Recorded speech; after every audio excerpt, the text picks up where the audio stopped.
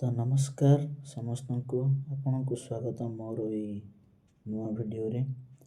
ଏଇ ଅଧ୍ୟାୟରେ ଆମେ ଶୁଣିବା ଆଉ ଜାଣିବା ନାରୀମାନଙ୍କର ସ୍ତନ ଲକ୍ଷଣ। ଆମେ ପୂର୍ବ ଭିଡ଼ିଓରେ ଜାଣିଥିଲେ ସ୍ତ୍ରୀମାନଙ୍କର ତିଳଚିହ୍ନ ଲକ୍ଷଣ। ଏଇ ଭିଡ଼ିଓରେ ଜାଣିବା ନାରୀମାନଙ୍କର ସ୍ତନ ଲକ୍ଷଣ।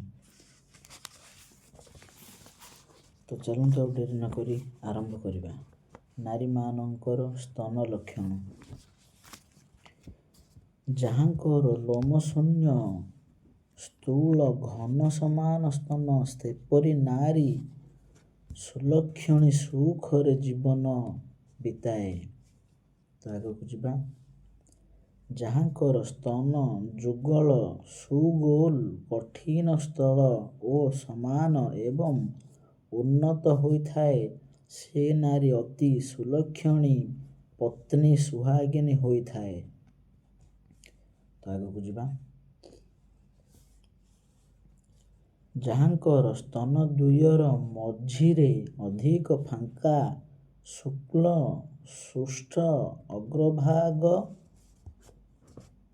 ସ୍ଥୂଳ, ସେ ନାରୀ ଆଜୀବନ ଦୁଃଖ ଭୋଗ କରିଥାଏ।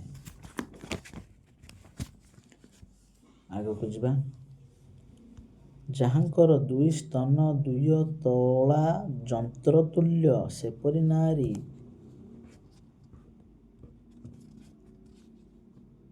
ଦୁଃଶୀଳା ହୋଇଥାନ୍ତି। ତ ଆଗକୁ ଯିବା। ଯାହାଙ୍କର ସ୍ତନ ଦ୍ୱୟର ଉପର ଅଂଶ ସ୍ଥଳ ବିରଳ ହୁଏ ଏବଂ ଶ୍ରେଷ୍ଠାଂଶ ବିସ୍ତୃତ, ସେ ନାରୀ ଅଲକ୍ଷଣୀ କଟୁଭାଷିଣୀ ଚିର ଦୁଃଖିନୀ। ତ ଆଗକୁ ଯିବା। ଯାହାଙ୍କର ବାମ ସ୍ତନ ଉନ୍ନତ, ସେ ନାରୀ ବହୁ ସୌଭାଗ୍ୟ ସୁନ୍ଦରୀ ଏବଂ ଉତ୍ତମା କନ୍ୟାର ଜୀବନ ଜନନୀ ହୋଇଥାଏ। ତ ଆଗକୁ ଯିବା।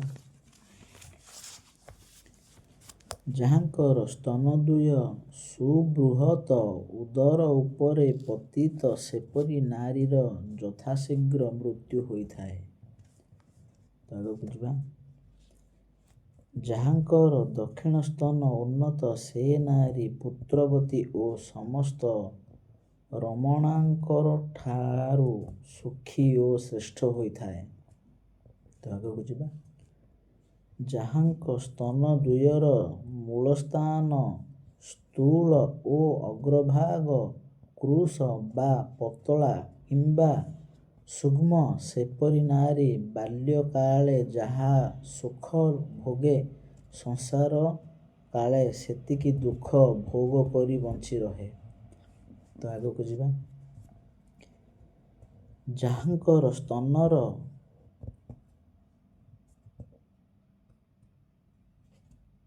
ଚୁଚୁକ, ପୁଣି ଥରେ କହିଦେଉଛି। ଯାହାଙ୍କର ସ୍ତନର ଚୁଚୁକ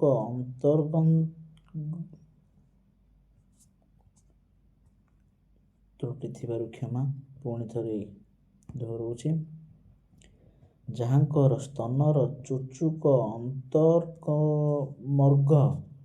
ଅନ୍ତର୍ମଗ୍ନ କୃଶ ବା ଶୀର୍ଣ୍ଣ ବା ଦୀର୍ଘ, ସେ ନାରୀ ଦୁଃଖ ଭୋଗ କରି ରହିଥାଏ।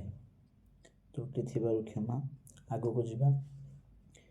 ଯାହାଙ୍କ ସ୍ତନ ଦ୍ୱୟର ଅଗ୍ରଭାଗ ବା ସ୍ତନର ଚୁଚୁକ ବେଣ୍ଟ ସଦୃଶ୍ୟ ଶ୍ୟାମଳ ବର୍ଣ୍ଣ ସୁଗୋଲୀ, ସେ ନାରୀ ସୁଲକ୍ଷଣୀ ସଦା ସୁଖରେ ସମୟ ଅତିବାହିତ କରିଥାଏ। ତ ବନ୍ଧୁ, ଆଜି ପାଇଁ ଏତିକି। ଆମେ ଆଜି ଜାଣିଲେ ନାରୀମାନଙ୍କର ସ୍ତନ ଲକ୍ଷଣ।